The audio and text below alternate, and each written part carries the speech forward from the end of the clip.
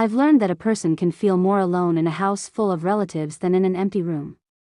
And on the day everything collapsed and awakened, I stepped out of my dusty old Toyota and walked straight into the one place that never let me forget my place, the Aldridge family gathering. Through the giant glass windows of my uncle's mansion, I could see them, laughing, posing, shimmering with their own successes like ornaments on a tree. And me? I was the ornament they kept at the back, tucked away where no one noticed at AT32. I knew the choreography by heart. The bragging. The comparisons. The way conversations twisted into knives when someone asked about my job. But blood binds you, even when it bruises you. So I walked in anyway.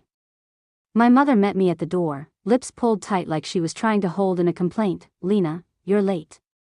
"Traffic," I murmured, smoothing my blazer. She scanned my clothes like they were a problem she needed to solve. "You could have dressed nicer. We're taking photos. Important ones." Translation: don't stand too close. You'll ruin the picture. Inside, the house buzzed.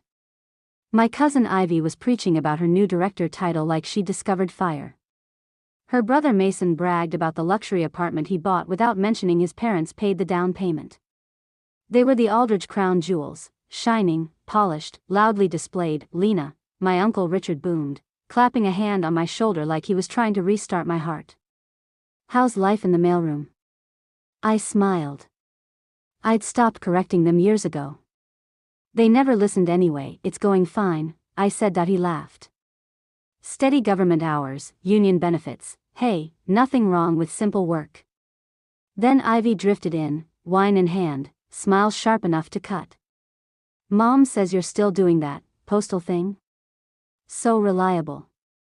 "Actually," I said gently, "I work for international operations." Right, she waved. "Sorting classified envelopes." "Wow." Mason added, "Public sector is maintenance work." "Not really, innovative." I pretended not to hear. But my secure phone, the one my family didn't know existed, buzzed in my pocket. A priority diplomatic alert. My pulse tightened and I kept my voice calm. "Excuse me a moment." "See?"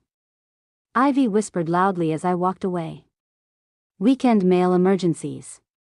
The alert on my screen made my stomach drop. A rapidly escalating crisis overseas. Multiple allied governments signaling distress. Early signs of a potential international flashpoint that I typed quickly, my fingers already slipping into crisis mode. Why family stayed inside debating potato salad like the world wasn't shifting under our feet. "Lena's always been responsible," I heard my mother say through the door. "Perfect for paperwork." "She's not really leadership material." Last week, I'd briefed 3 ambassadors in one night. Today, I apparently couldn't be trusted to lead a photocopier. Mason wandered out. "Hey, heard your phone buzzing again. Rough office drama?" "Something like that," I said. He sat beside me. "If you're ever looking to switch to private sector, my company has admin openings. You'd fit perfectly." My phone rang, an encrypted call from Brussels. "I have to take this," I said. "Sure," he shrugged. "Supervisor checking in?" I walked to the far edge of the patio. Hendrik speaking. "Lena," my director said, her voice tight. "How fast can you get to the embassy?" "NATO emergency session in 3 hours. We need immediate response frameworks." "I'm 90 minutes away," I said. "But I can coordinate remotely now." "Good. The secretary requested you personally."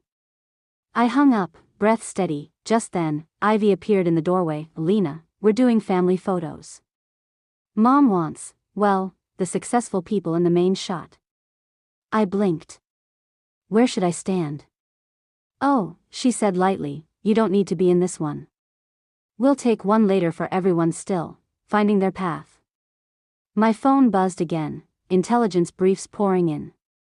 Potential Article 5 triggers. Satellite images. Risk indicators. Ivy rolled her eyes.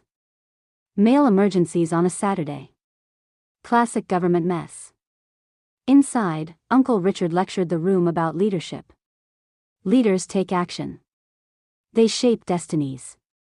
If only he knew I was shaping one right now, on a patio chair beside his grill that I drafted 3 diplomatic response models. Each could shift the outcome of a crisis that might rewrite global security. My phone rang again. Unsecured line, the Secretary of State, someone inside shouted, "Lena." Extended family photo. Perfect timing. I answered. "Agent Hendricks," I said. "Lena, this is Secretary Rowan.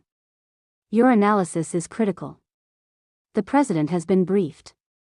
We're implementing your framework immediately." Inside, Uncle Richard appeared at the door. Annoyed, the secretary continued, "I'm coming to your location. Helicopter en route. Prepare a secure site." I ended the call. Uncle Richard stared. "Lena, who was that?" "The Secretary of State." He laughed, until the distant thump of helicopter rotors grew louder, his face drained of color. "Lena, what is your job?" "I'm the Senior Crisis Strategist for International Security Operations," I said calmly. "I coordinate NATO emergency responses." The helicopter descended, sending his lawn decorations flying like startled birds. My mom called, panicked. "Lena, there's a military helicopter outside. Should we call the police?"